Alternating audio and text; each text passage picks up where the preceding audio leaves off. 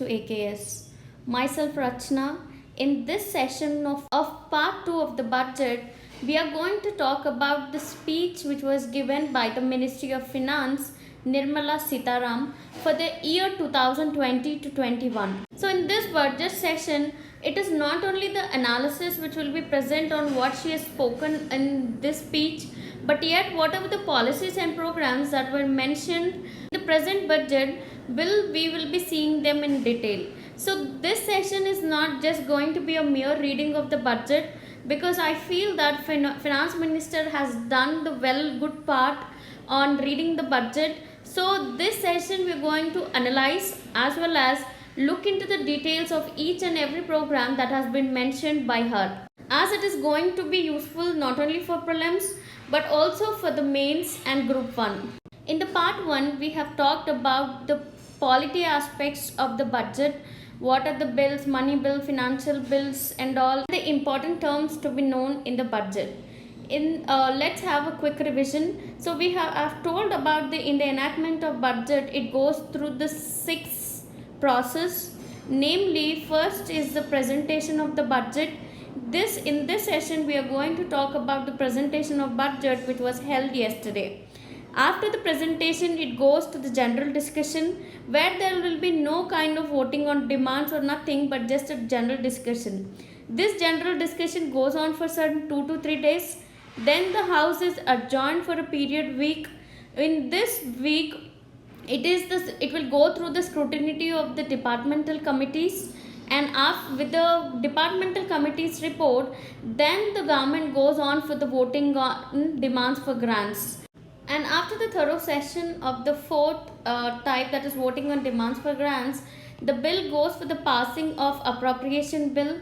Here, after getting the president assent, this appropriation bill will become an act, and then it will be a passing of the financial bill, right? So if you haven't watched the previous video, you can actually get it in our playlist. The first aspect of the budget was started by talking about the massive mandate that the present government has gained, because this is the first budget after the BJP has secured the second term. So here she has laid emphasis on the Jan Adesh, which means people's mandate, which was not only because of the political stability that the present BJP government has brought, but she says that it is because of the faith that the people had on the economic policies of the BJP government. And as an acknowledgement to the people's mandate, they have brought about this budget 2021, and the main aim of this budget is to boost the income of the people as well as to enhance the purchasing power of the people. So this can be achieved only when there is higher growth, and when there is only higher growth, that they can achieve the youth who can be employed meaningfully as well as gainfully, and also to let the businesses to be innovative, healthy and solvent with the use of technology. So the main budget of here is talking about the 2 aspects, that is to income increase as well as to increase the purchasing power parity of the people, as well as imposing on the India's aim of having an inclusive growth along with the caring society, which shall have its attention towards the weak, old as well as the vulnerable among its citizens. She goes on to emphasize, from the period the BJP government has come to power, they have brought about a paradigm shift in the governance, and this shift, she says, was mainly on the twin focus. The first one was given on the fundamental structural reforms, and the second reform they have brought about is of the inclusive growth. So now first let us appreciate the fundamental structural reforms that the government has brought about. Emphasizing on the historical structural reforms, they go on to talk about the GST, that is goods and service tax, thus integrated the country into one economy, where we are talking about the one country, one tax, right?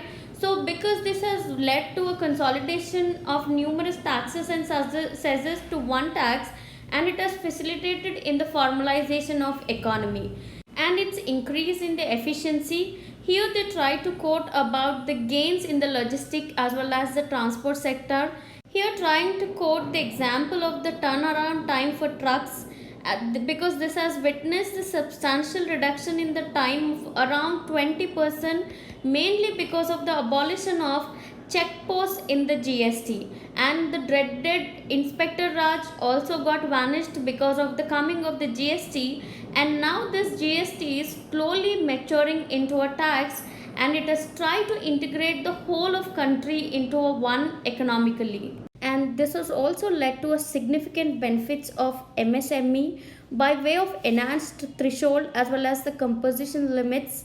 And if we see, another benefit was given through the effective tax incidence, and almost on every commodity that has come down substantially.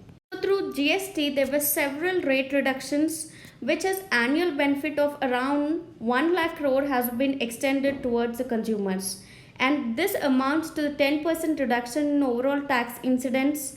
An average household now, because of the coming of the GST, saves about 4% of its monthly expenditure with the coming of the reduced GST rates.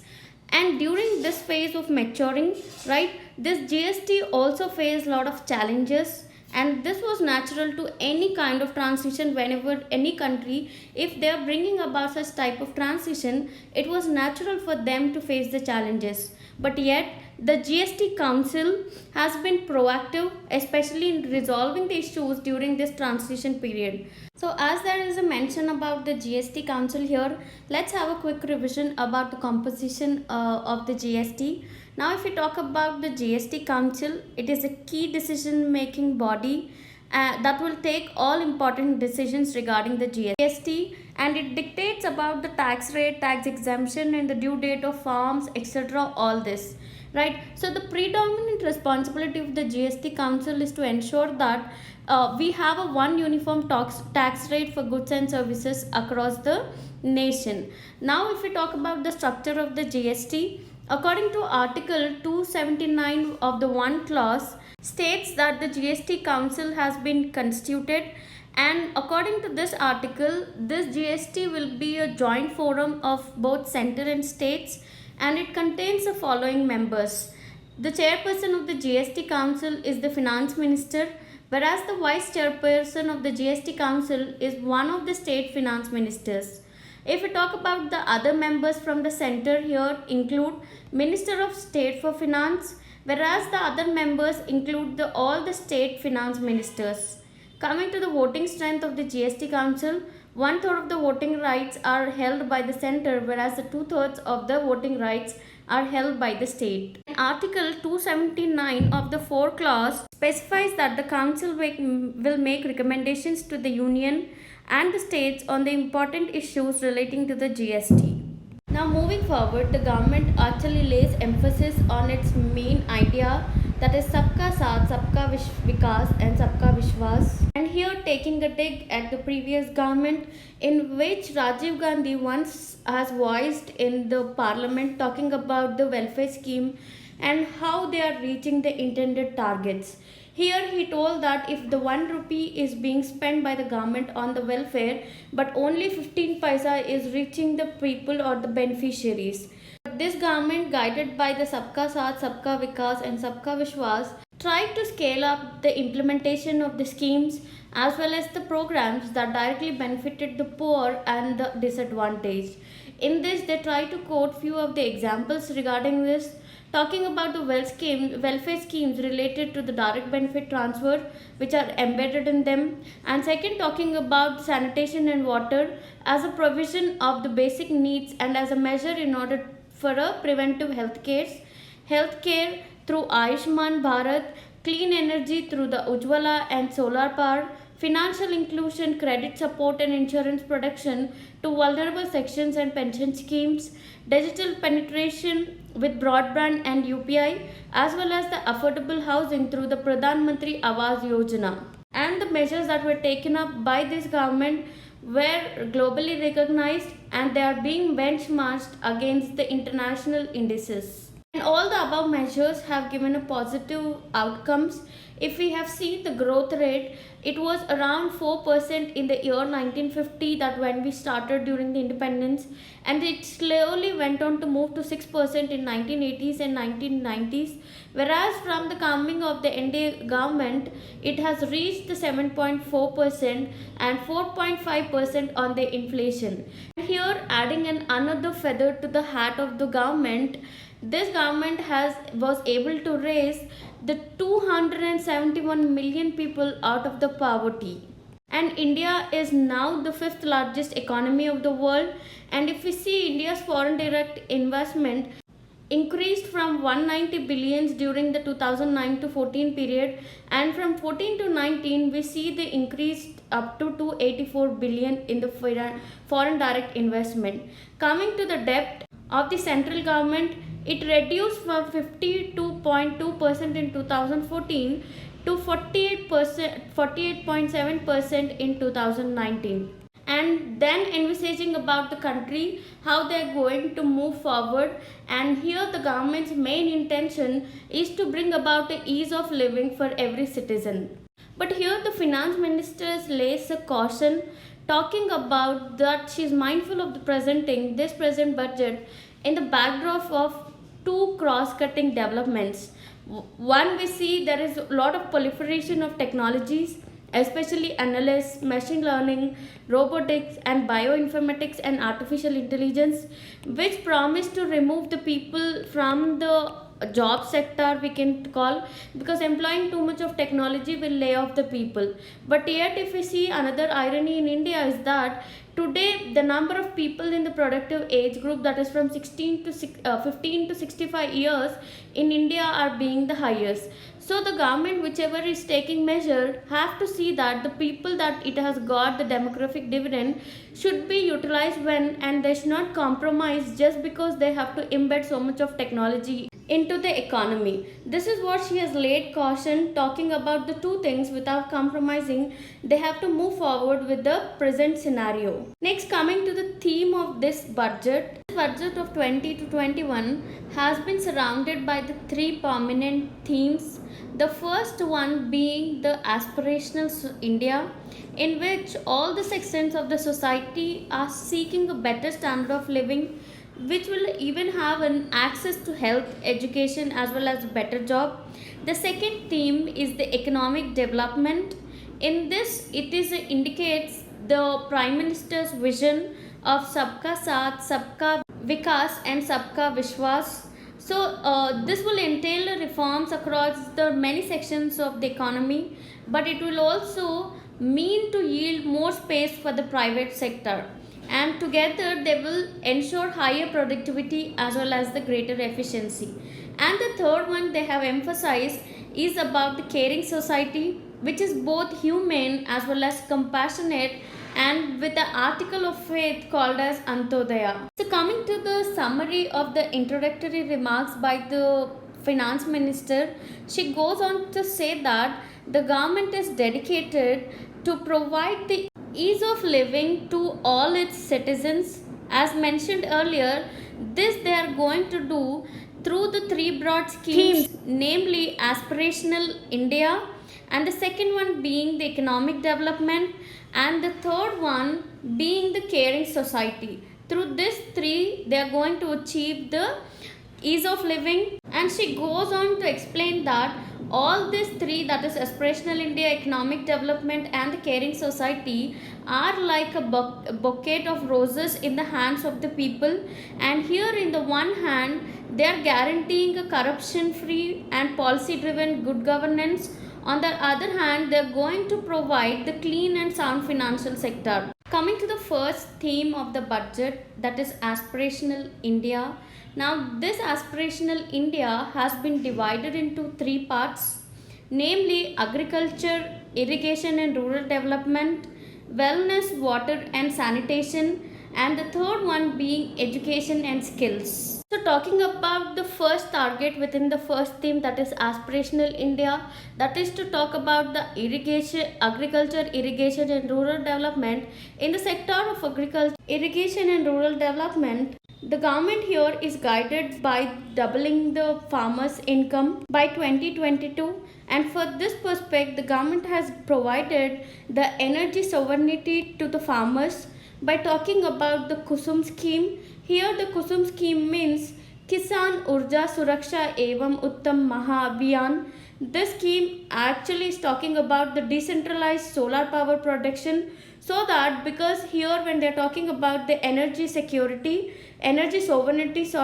so sovereignty means the farmers need not depend on others, right? So for this purpose, the decentralized solar power production is being given into the hands of the farmers through the Kusum scheme, and the main aim of this scheme is to build around 10,000 megawatts of solar power plants on the barren lands. And the second one, it is to provide the sobs to the discoms in order to purchase the electricity if at all they are producing anything more. And the third one, it is to distribute the solar power plants. Under the scheme, it is the government will share the benefits. 30% will be borne by the central government, and the other 30% will be borne by the state governments, and the rest will be taken care by the farmers, so that they need not depend on anyone. But if at all they are having the barren lands, in fact they can produce the electricity and they can even make the income out of it. Coming to the another important aspect, that is to give the input sovereignty to the farmers, and here they talk about the Paramparagat Krishi Vikas Yojana, which also means traditional farming improvement program. The main aim of this program is to support as well as promote organic farming and thereby improving the soil health.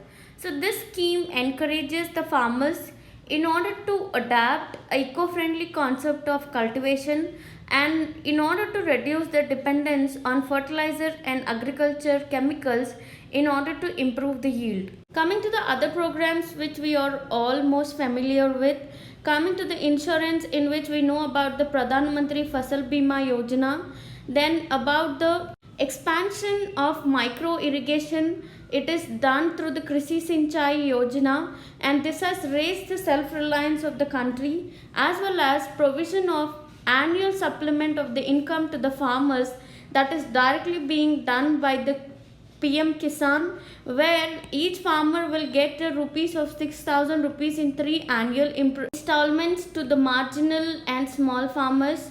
And we all know through the connectivity is being guaranteed by the Pradhan Mantri Gram Sadak Yojana.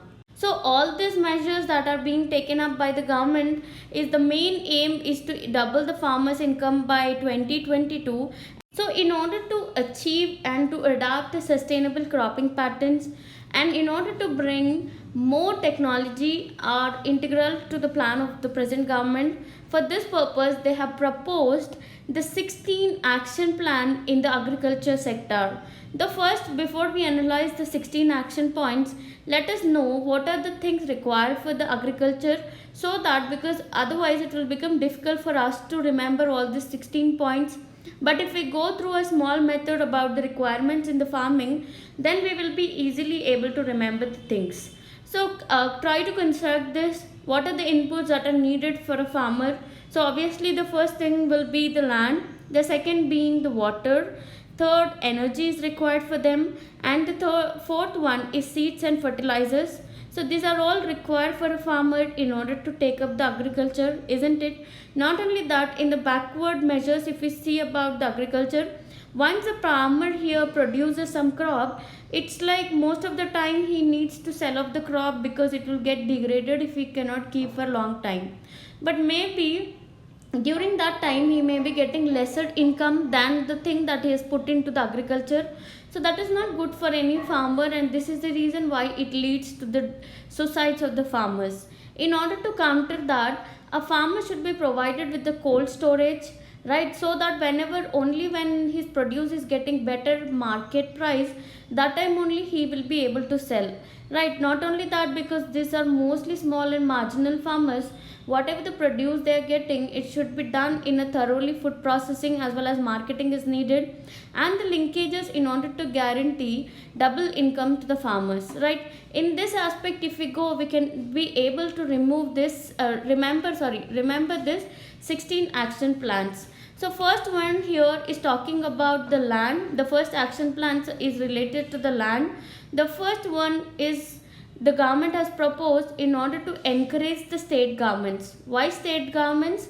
Because land or agriculture is a state subject. So that's why this in this 16 action plans, the first action plan is trying to propose in order to encourage the state governments who undertake the implementation of the following model laws. What do you mean by model laws? These model laws are like model projects that we have done in the school, right? If a teacher is just giving one kind of model project, seeking that as a anchor, the students usually produce another kind of projects, right? In the same way, the central government has given model laws which are already issued by the central government, so that this model laws, if they are properly adopted by each state, they can bring about the results, right? So those model laws, there are three model laws that were formulated by the central government. One is related to the Land Leasing of Agriculture Land Act of 2016. The second one is Agriculture Produce and Livestock Marketing Act, Promotion and Facilitation Act of 2017, and Model Act on Agriculture Produce and Livestock Contract Farming and Services Act of 2018. All these model laws relating to the land aspect, central government want the state governments to adopt it. Next, coming to the second aspect here, the second aspect is talking about the water, isn't it? So coming to the second action plan, which is related to the water, now the government is going to identify the water stressed districts so as to take a comprehensive measures for the first 100 water stressed districts, because this water has become a very serious problem, and we know about the interstate water disputes and lot more things happening. So coming to the water, the government is first going to identify the first 100 water stressed districts, and they are soon going to propose some kind of program related to the water stress. In this budget, they haven't spoke much about the measures or the plan that they want to handle it through the water stress. So coming to the third important thing here that we have spoken, it is about the energy, right? In the first introduction also I have mentioned about this energy. So coming to the energy, the government has proposed about making the Annadata. We know farmers, we usually refer him as Annadata because he provides us the food. So as to make him from Annadata, he can also become an Urjadata. Urja here in Hindi means power. Just discussed about the PM Kusum, right? This scheme will remove the farmers' dependence on diesel and kerosene, and it will link the pump sets to the solar energy. And this year's government budget proposal is going to expand the scheme in order to provide 20 lakh farmers for setting up the standalone solar pumps, and it will also extend another 15 lakh farmers to solarize their grid connected pump sets. Not only that, in addition to this scheme will also enable farmers to set up solar power generation capacity on their fallow and barren lands. Just now I have also discussed about them, and this whatever that they produce, those electricity through this fallow or barren land, they can sell it to the discom companies. So coming to the next input components, that here we have talked about land, water and energy. So the fourth component must be revolving in and around the fertilizers. So this present government will encourage the balanced use of all kinds of fertilizers, including the traditional organic that we have spoken about, the Pradhan Mantri Paramparagat Krishi Vikas Yojana, and other innovative fertilizers. We know that in India, because of the disproportionate use of fertilizers, there is a huge loss to the land because of the increase of the salination in the soil. For this purpose, the government is going to curb, or it will encourage the balanced use of all kinds of fertilizers. So up till now we have talked about the input or the forward chain markets concerning the agriculture. Now the focus will move towards the backward. It can be either relating to the cold storage market as well as the linkages, right? So in this aspect, if we see the fifth action plan of this 16th action plan that was proposed in the agriculture, it is going to talk about the agri warehousing, cold storage, as well as refrigerator fans, which are going to be facilitated by the NABARD. Already, India has an estimated capacity of 162 million metric tons of this agri warehousing, cold storage, as well as the refrigerator vans. And now in this budget, it was proposed that this NABARD will undertake an exercise in order to map and geotag all this 162 million metric tons of agriculture warehousing, cold storage, and refrigerator vans. Not only that, in addition to the geotagging, the government here proposed to create a warehousing which is in line with the Warehouse Development and Regulatory Authority norms. Coming to this Warehouse Development and Regulatory Authority, it was established by Government of India in 2010 in order to ensure that implementations of the provisions of the Act called as Warehousing Development and Regulation Act of 2007. If we see the main objective of this Act, it is to implement the negotiable warehouse receipts. In order to produce this negotiable warehouse receipts, this particular authority has been given an additional charge, and this government in the proposed budget, the government will provide the viability gap funding in order to establish a sufficient warehousing at the block as well as in the taluk level. So this can be achieved where the states can facilitate with land in order to put that warehousing kind of thing or the refrigerator, and the land must be provided by the state governments. And in this respect, even the Food Corporation of India and the Central Warehousing Corporation shall undertake such warehouses building on their lands too. So coming to the next aspect, after talking about the storage system, it should be either related to the marketing or the linkages, right? So here if we see in this 16 action program, the 8th point here is emphasizing about the Krishi Udan. We already know about the Udan scheme, that is to give the regional connectivity, right? So this Krishi Udan will be launched by the same Ministry of Civil Aviation on international as well as national routes. This will immensely help in order to improve the value realization, especially in the northeast as well as in the tribal districts. So it is like whenever the farmer is producing, they are directly going to airlift the produce of the farmer, so that because of connectivity, lack of connectivity, what is being produced in the northeast, it will take around 3 to 4 days in order to reach the capital or any other parts of the country. So in this meanwhile, that agriculture produce may get rotten or it may get spoiled, and that is the reason maybe the farmers are unable to reap the benefits. So for this purpose, they have introduced the Krishi Udan, which will be launched by the Ministry of Civil Aviation, so that they will immediately transfer the produce from the destined areas. Coming to the 9th target within the 16-point program of agriculture, that is Aspirational India. The 9th point here is talking about the horticulture sector. With its current production, remember that it has exceeded the production of food grains. And in order to provide horticulture, we already know the fruits and vegetables do not have the shell value in order to sustain for a long time. So, and by seeing the promising thing that it has produced even more than the food grains, so in order to give the better marketing as well as export, the present government has proposed in order to support the states in order to adopt the cluster basis, and it will focus on one district and one product process.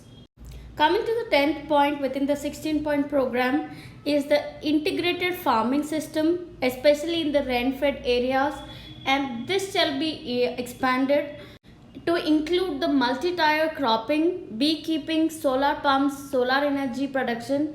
In the non-cropping season also will be added. Moreover, the important aspect to remember here is the zero budget natural farming.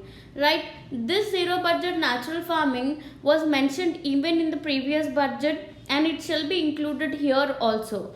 And for this purpose, they have come up with a new portal called as Jaivik Kheti, its full name. So this is nothing but an online national organic product market, and this Jaivik project, if you upload this portal, So in all over India, you can know where are the organic products are present over there, and you can import them from that particular place. Coming to the another important aspect, so remember here is that here the zero budget natural farming, what has been mentioned here, the zero budget here means that the farmers need not put any kind of money, because whatever the seeds that he has produced in the last season, because they are laying emphasis on the organic farming, so the input is going to be less, and if he can save those seeds, it will be useful for his next season. So in this way, the farmer need not put any kind of money when he is doing this farming, right? So this thing was already mentioned in the previous budget, but this budget they have just brought about this Jaivik Kheti portal. Coming to the 11th important point within the 16 point is the financing of negotiable warehouse receipts. Right, just now we have talked about the negotiable warehouse receipts, and this they want to integrate it with the ENAM. We already know about the ENAM, which is nothing but Electronic National Agriculture Market, where it is making whole the agriculture market of one country, one market kind of product, so that wherever there is a production in India, one can upload it in this ENAM and they can try to get the market from that particular place. In the same way, they are going to upload this negotiable warehouse receipts, they are going to integrate it with the ENAM.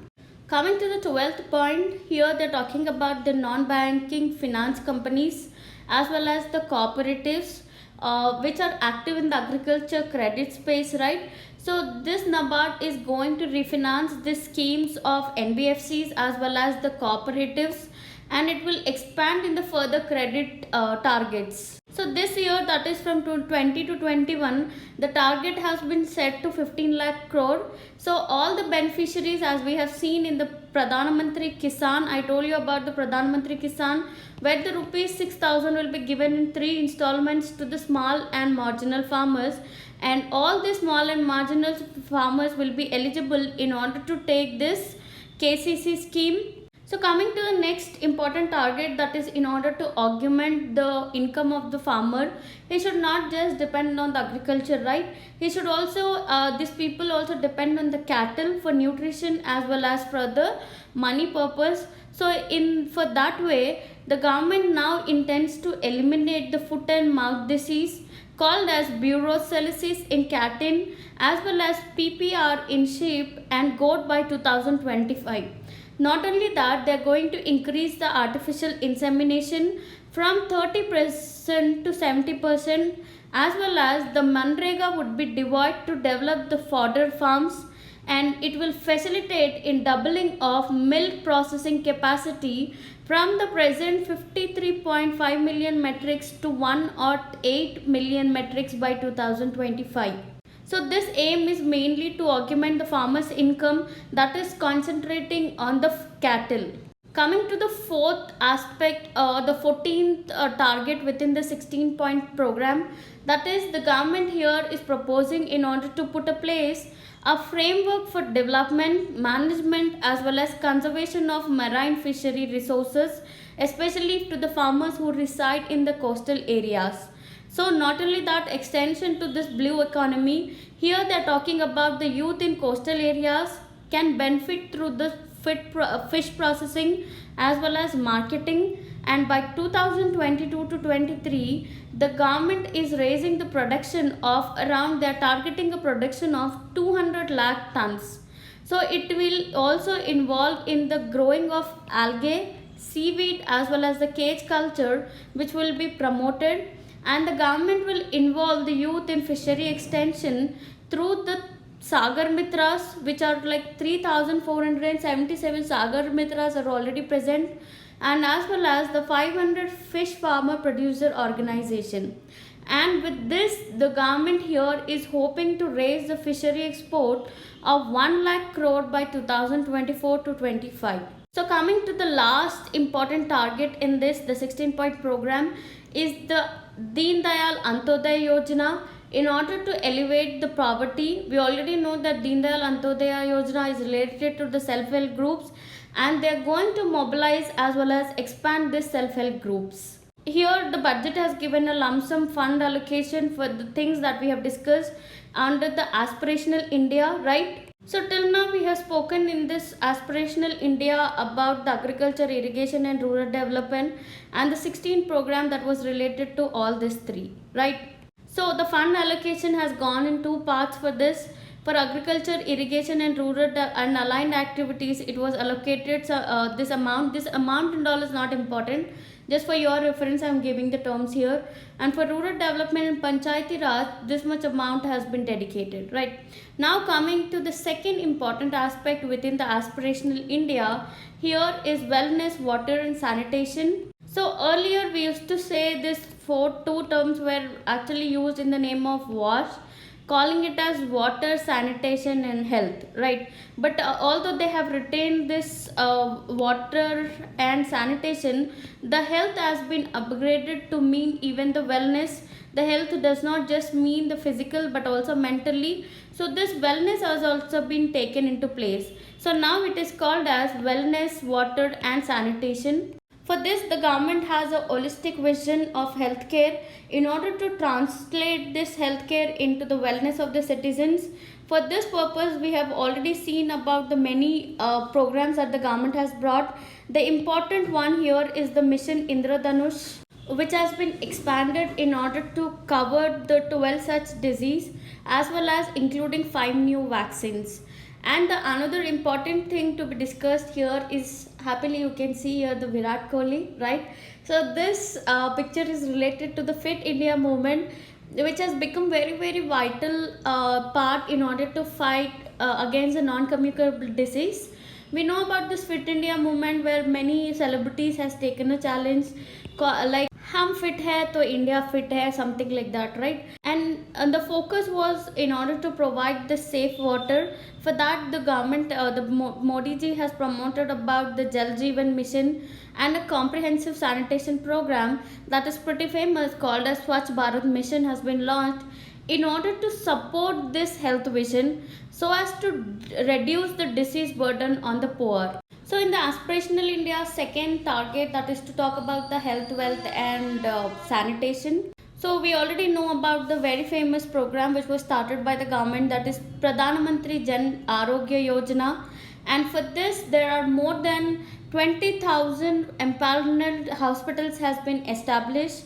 Now they want to increase the target in order to cover even the tier 2 and tier 3 cities for the poorer people under this scheme. And for this purpose, the government has proposed in order to set up a viability gap funding window for setting up hospitals in the PPP mode.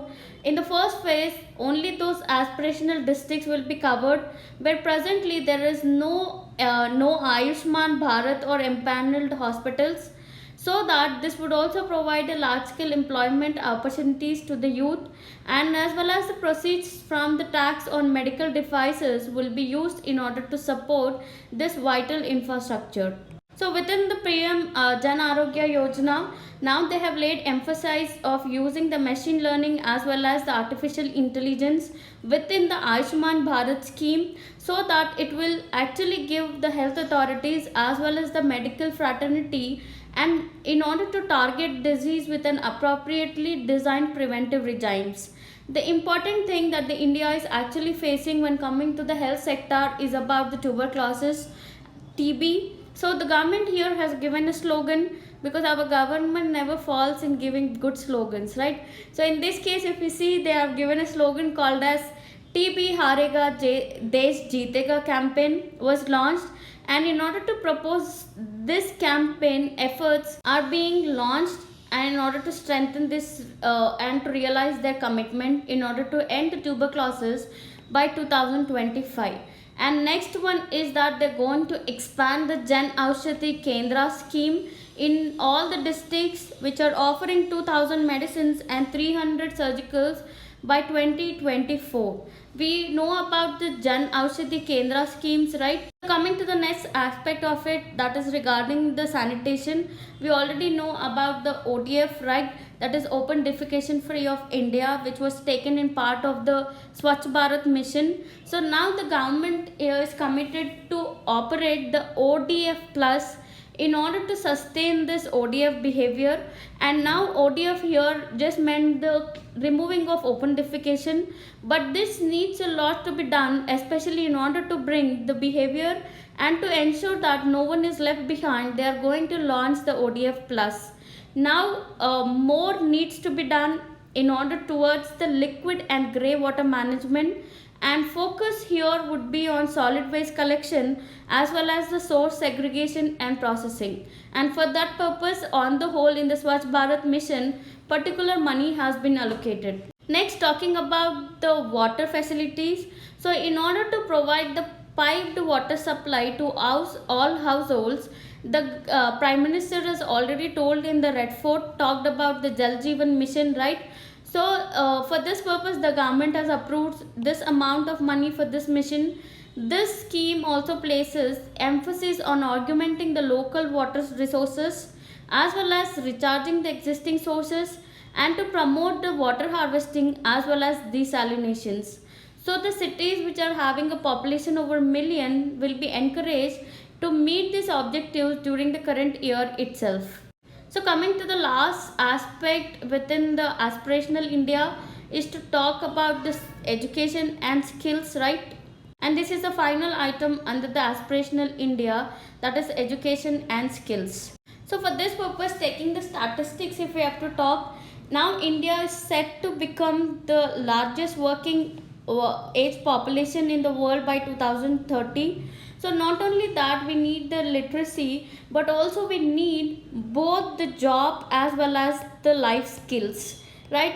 So the programs that has been structured under this education and skills are working not only on the education or the literacy here, but it will also emphasize on the job as well as the life skills, right? For this purpose, they are soon going to talk about the new education policy. That means that in this budget, they haven't yet come up with any kind of comprehensive policy, as they are in talks with the different state education ministers, so as to give about a good fillip to the new education policy. So here they went on to talk about the infrastructure that is needed for the education system, and we all know there is a lot of lack of finances in the education system. So in order to allow greater inflow of finances as well as to attract the talented teachers, innovate and to build better labs, this government has taken enough steps in order to enable sourcing the external commercial borrowings as well as the FDI into the higher education, quality educations, so that they do away with the financial crisis that is happening in the education system. Now coming to the students in the general streams, that is services or the technology, here properly they are talking about the engineering students. We know the pathetic situation of the engineering students of our country, because they need lot of employability has to be improved. They do not have enough skills, and for that purpose 150 higher educational institute are going to start an apprenticeship embedded degree as well as the diploma courses by March 2021.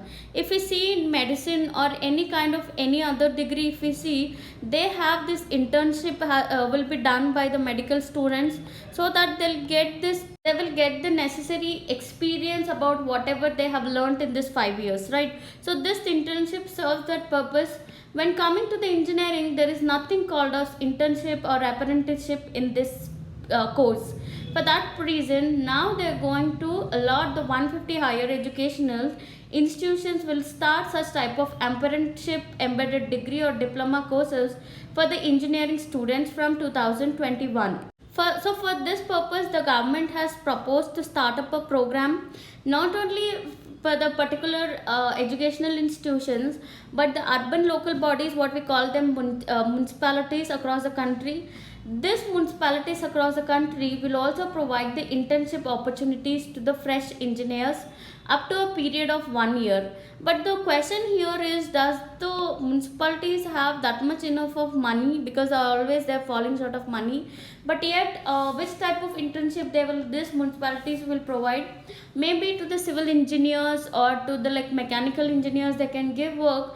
but they should, like, whatever the work is done, it should not be done in a specific focus, but the government here needs a lot of elaboration about how this urban local bodies can get the money, right? So coming to the next thing, in order to provide the quality in the education to the students, especially who are coming from the deprived sections of the society and the one who do not have access to the higher education, now they are proposing to start a degree level full-fledged online education program. Just like now I'm also using the online content in order to teach you, and how freely you can access through the YouTube.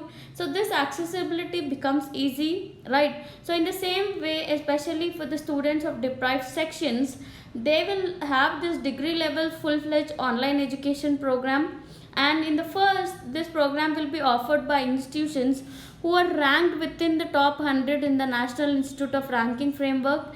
Initially, only few such institutions will take up. Later on, they will go on to extend this program. So now, in order to study in the foreign countries, many people write TOEFL, IELTS, something like that. I'm really not sure about them. So such type of entrance program they get in order to get an admission in US or any other countries, right? In the same way, India is being, now it is actually growing to be a preferred destination, especially for the Asia African countries. So for that purpose, under Studying India program, now they will have to take the IND-SAT, so that this will be used as a bench in order to benchmark the foreign candidates who will receive the scholarship for studying in the Indian higher education system. Not only that, in future they want to bring about this National Police University. Don't talk about, we already have and all, because that is NPA, National Police Academy in Hyderabad, right? So now they want to bring the National Police University as well as the National Forensics University in order to increase the domain of the policing sector as well as the forensic science and cyber forensics.